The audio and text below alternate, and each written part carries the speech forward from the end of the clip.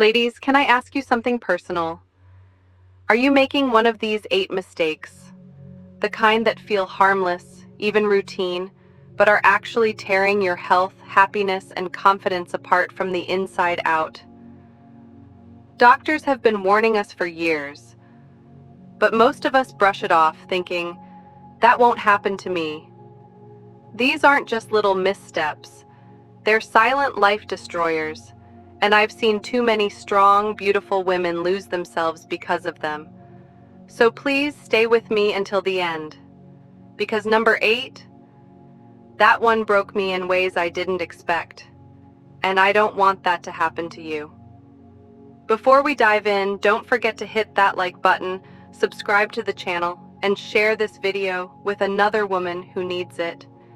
And in the comments, tell me, which of these mistakes caught you off guard? Your story might just help someone else feel less alone. Number 1, ignoring emotional burnout and calling it just being tired. Let's start with something most women never talk about. That quiet, creeping exhaustion that doesn't go away, no matter how much you sleep. I'm not talking about being tired after a long day.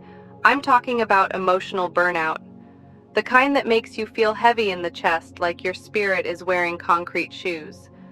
For years, I brushed it off. I thought, I'm just low energy, or this is what aging feels like. I blamed the weather. I blamed stress. But what I never did was stop and ask myself, why do I feel like I'm barely functioning, even when everything looks fine on the outside? The truth hit me one day in the middle of my kitchen. I was standing there with a coffee cup in my hand, staring at the wall, and I couldn't remember what I was doing, not because I was forgetful, but because I felt nothing. No motivation, no spark, just numbness. My doctor later called it emotional fatigue. She told me something I'll never forget. When your body is tired, it needs rest. But when your soul is tired, it needs care. That's when it clicked. I wasn't lazy. I was depleted.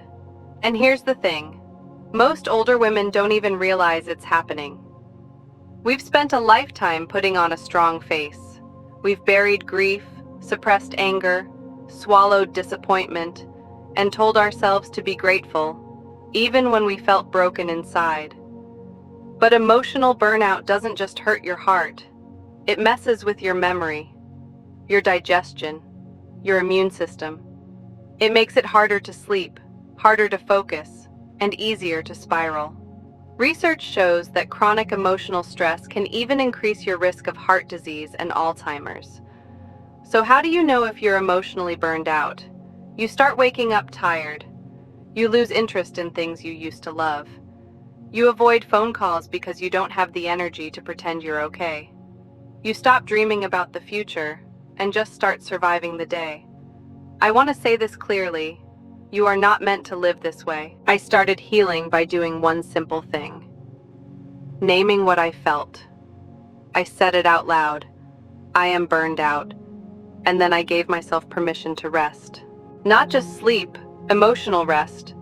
That meant fewer obligations, more quiet time, and slowly relearning how to say no. Please don't ignore this. Burnout isn't weakness, it's a signal, and you deserve to listen to it. 2. Trusting your bladder too much until it betrays you. Let's get honest for a second. How many times have you laughed, sneezed, or coughed, and felt that little leak? How often do you plan your outings around bathroom availability? And how long have you been telling yourself, it's not that bad, I'll deal with it later? I did that for years. I thought it was normal. I thought, well, I had kids, I'm getting older, of course my bladder's a little off. But here's the thing. What starts as a trickle becomes a trap. 2. At first, it was just a little urgency. Then I started waking up twice a night. Then 3, then 5. I stopped wearing light-colored pants.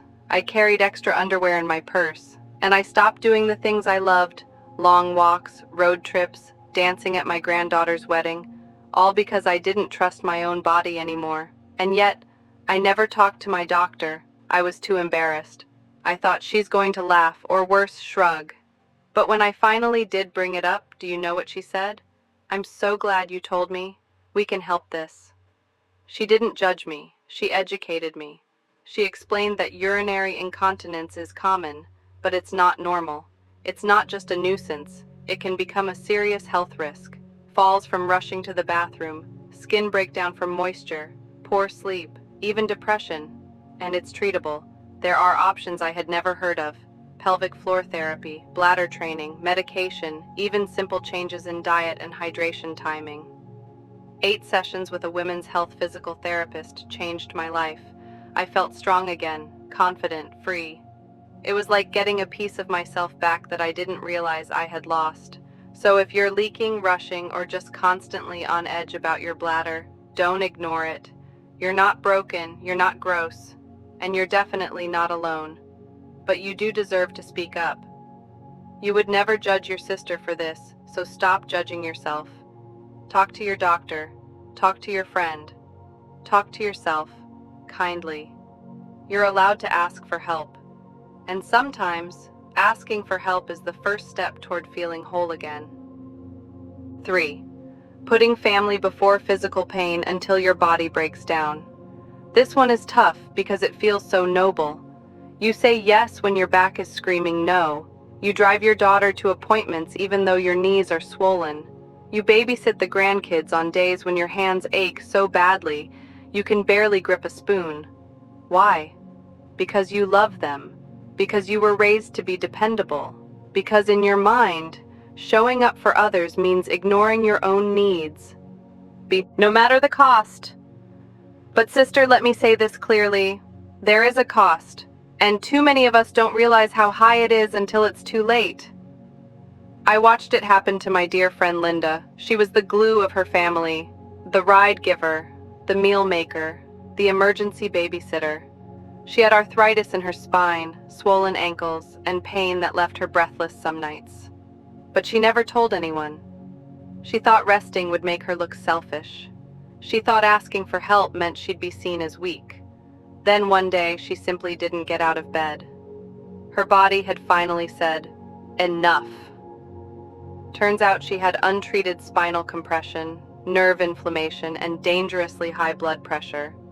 Her doctor told her that had she waited just one more week, she might have lost the ability to walk. Let that sink in. And the hardest part? Her family didn't even know she was suffering. They said, "Why didn't you tell us, Mom? We thought you were fine." She had hidden her pain so well, they couldn't see it. This happens more often than we think.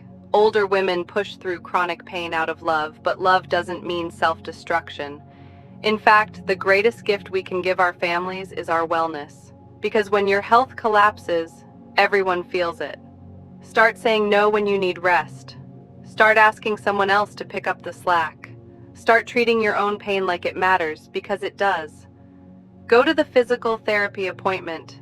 Take the arthritis medication. Tell your children, "I need to sit this one out today." That's not weakness, it's wisdom. You don't have to sacrifice your body to prove your love. You've already proven it 1,000 times over. Now it's time to love yourself just as much. 4. Wearing the wrong kind of bra and pretending it's fine. Let's talk about something that's sitting on your body right now. Probably digging into your shoulders, riding up your back, or squeezing where it shouldn't. Yes, I'm talking about your bra. You'd be amazed how many older women are walking around in the wrong size, the wrong shape, or worse, the same bra they've had for 10 years. We tell ourselves it's fine. It still closes. It mostly fits. We've learned to live with the pinching, the sagging, the underwire that pokes, and the straps that dig in by noon. But here's the truth no one told us. The wrong bra isn't just uncomfortable. It's dangerous. When you wear a poorly fitted bra, it can cause chronic shoulder and neck pain. It can worsen posture problems. It can even contribute to numbness in the arms and tension headaches. And yet, we blame everything but the bra. I once wore the same 3 bras on rotation for years. They were stretched out, tired, and honestly, so was I. But I didn't know better. I thought, well, I'm older now. Gravity wins. What's the point? Then my chiropractor asked me something that changed everything. She said, "Has anyone ever measured you for a bra since you turned 60? I laughed. Of course not. She nodded. That's part of your pain. So I went to a boutique, nervous, self-conscious, skeptical, but the woman who helped me was kind. She measured me properly. She listened. And when I put on the first correctly fitted bra I'd worn in years, I cried. Suddenly my shoulders relaxed, my back straightened. I could breathe. It wasn't vanity, it was relief. And it made me realize how much silent suffering we accept because we think we're supposed to. Ladies, your body deserves comfort and support at every age. Whether you're a 34C or a 42H, you deserve a bra that fits your real shape, not the memory of who you used to be. Don't settle. Go get measured. Try a soft cup, a wireless, a front close. Try something new. And when you find one that feels like a hug, not a harness, buy two. Because you are not too old to feel good in your own skin. And it starts with what's closest to your heart. Number 5, living in silence about sexual health and losing intimacy with yourself. Let's take a breath and walk into the most hushed corner of every woman's experience. Sexual health after 60. Most of us were raised in a time when ladylike meant quiet. We didn't talk about pleasure. We didn't ask questions. We were taught to be modest, even when that modesty came at the expense of our own well-being. So what happens when the body changes? When dryness shows up out of nowhere? When intimacy feels different or even painful? We go silent. We tell ourselves, it's just hormones. It's probably normal. It's not worth bothering the doctor. But what we don't realize is that this silence builds walls, not just between us and our partners, but between us and ourselves. I remember talking to a friend over tea. She was in her late 60s, still vibrant, still sharp. But when the topic of intimacy came up, she looked down and whispered, I haven't felt like myself in years. I don't even recognize my own body anymore. That broke my heart, because here's what I wish every woman knew. Sexual health is not about youth. It's not about being desirable in someone else's eyes. It's about connection with your own body, with trust, and yes, with joy. Doctors today are clear. Vaginal dryness, loss of libido, pain during intercourse, these are not things you have to put up with.